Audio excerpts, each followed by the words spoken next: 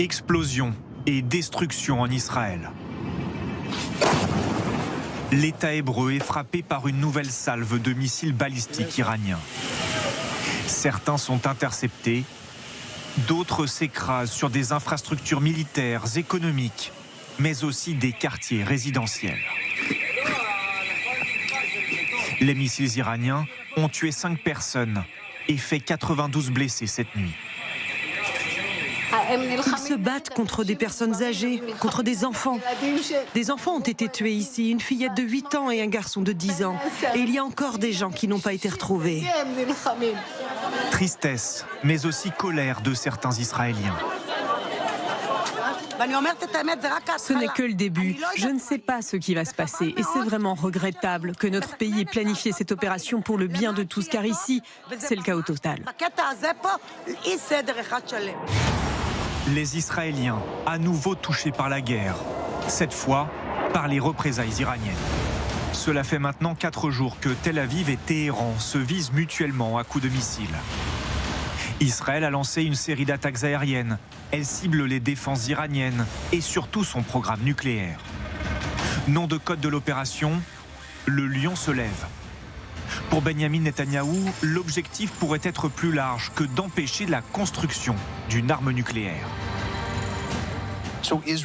Un changement de régime fait partie du plan ? Cela pourrait certainement en être le résultat, car le régime iranien est très faible. Je pense qu'il lui reste essentiellement 2 choses. D'une part, son projet de se doter de bombes atomiques, et d'autre part, ses missiles balistiques. Ils n'ont certainement pas le peuple. 80% de la population chassera ces voyous théologiques. Israël veut décapiter le programme nucléaire iranien et son armée.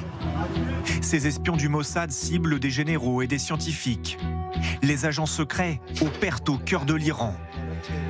Les autorités iraniennes disent avoir découvert cet atelier de confection de drones piégés et annoncent l'arrestation d'agents infiltrés. 2 membres de l'équipe terroriste du Mossad qui fabriquaient des bombes, des explosifs, des pièges explosifs et de l'équipement électronique ont été arrêtés. Le président iranien dit vouloir négocier, mais continue de menacer Israël.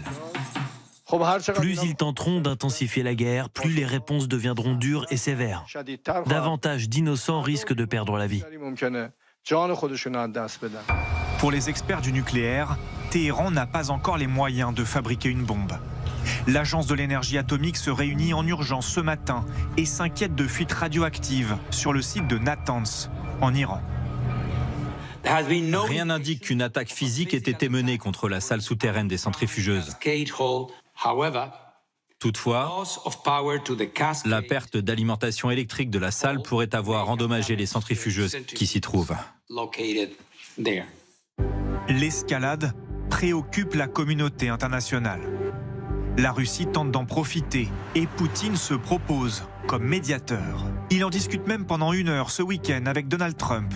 Le président américain ne dit pas non à sa façon. Le président Poutine m'a appelé ce matin pour me souhaiter très gentiment un joyeux anniversaire, mais surtout pour me parler de l'Iran, un pays qu'il connaît très bien. Hors de question pour l'Union européenne et pour la France. Je ne crois pas que la Russie, qui aujourd'hui est engagée dans un conflit de haute intensité et a décidé de ne pas respecter la Charte des Nations Unies depuis maintenant plusieurs années, puisse être en quoi que ce soit un médiateur.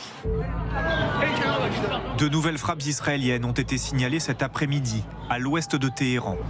Au total, elles auraient fait plus de 200 morts en 4 jours, selon l'Iran.